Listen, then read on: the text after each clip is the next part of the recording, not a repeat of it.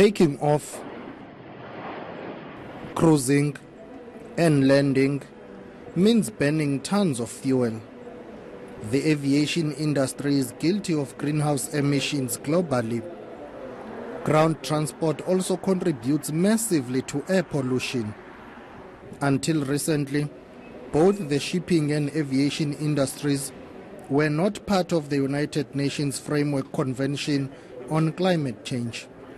In the European Union, largely responsible for emissions, there are concerns about the industry's slow pace in reducing gas emissions.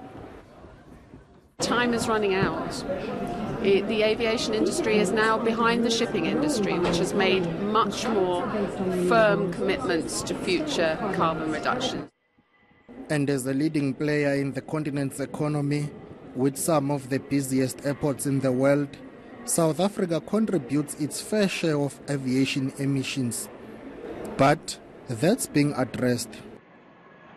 In terms of aviation emissions, the Department of Environmental Affairs provides support to the Department of Transport insofar as this particular angle is concerned, because we are dealing with the climate change policy and national climate change response policy.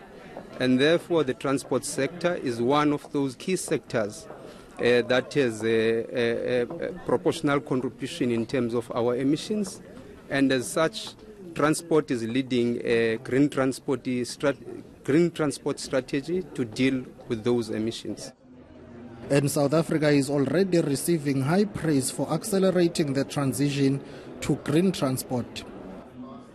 So we recognise that Europe will carry a heavier weight and a heavier burden. That's absolutely the case.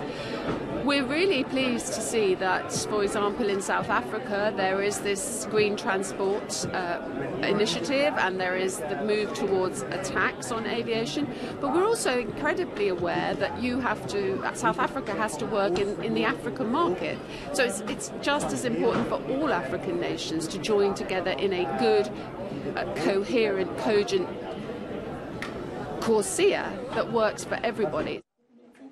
The aviation industry on the continent is being invited to join the carbon offsetting and reduction scheme for international aviation to ensure a coordinated effort in reducing emissions. Siphamandla, Goge, Poland.